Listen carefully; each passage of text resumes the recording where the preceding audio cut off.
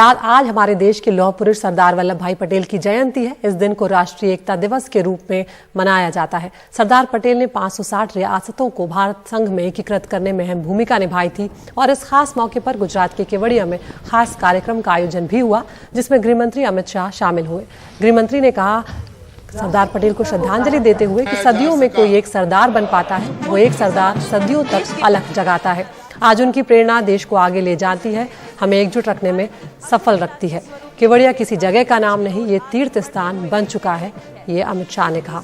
इस दौरान प्रधानमंत्री नरेंद्र मोदी का एक वीडियो संदेश भी आया, जिसमें उन्होंने सरदार पटेल को याद करते हुए कहा कि उन्होंने देश को एकजुट किया, उनके लिए देश हित हमेशा सर्वोपरि रहा है। छोटी सी बेटी ये छात्रा अफजाई करेंगे saint Mary school Naroda Ahmedabad.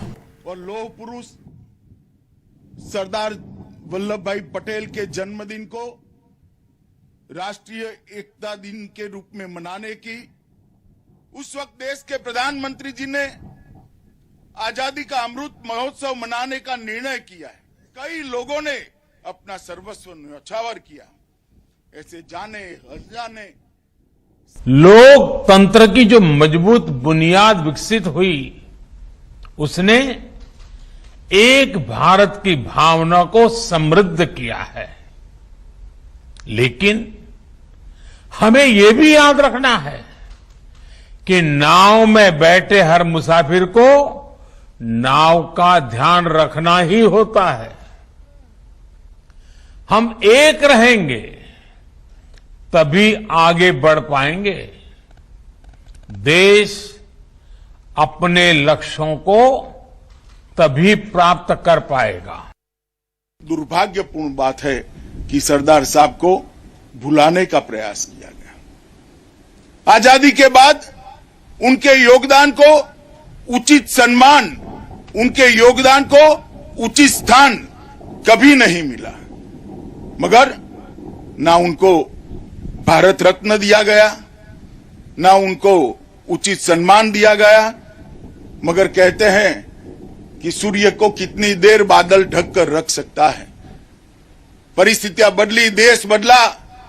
आज सरदार साहब को भारत रत्न भी मिला है और विश्व की सबसे ऊंची प्रतिमा सरदार साहब की हम सब की नजर के सामने है।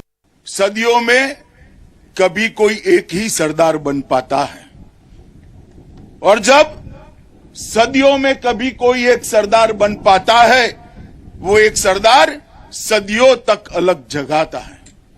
आज हमारे सामने सरदार साहब नहीं है, मगर परेड करते हुए जवान, सांस्कृतिक कार्यक्रम रजू करते हुए हमारे बच्चों के चेहरे पर जो भाव था, वो सरदार पटेल का ही भाव था। सरदार साहब की दी हुई प्रेरणा ने ही आज इस देश को एक और अक्षुण्ण रखने का काम किया है, और आज उनकी प्रेरणा देश को आगे ले जाने के लिए हमें एकजुट रखने में सफल हुई है।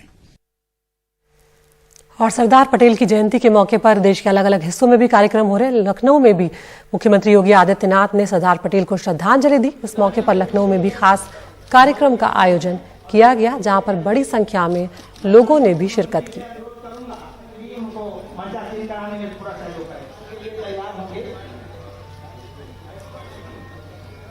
हम लोग राष्ट्रीय गान के लिए हौसला अफजाई करते हैं।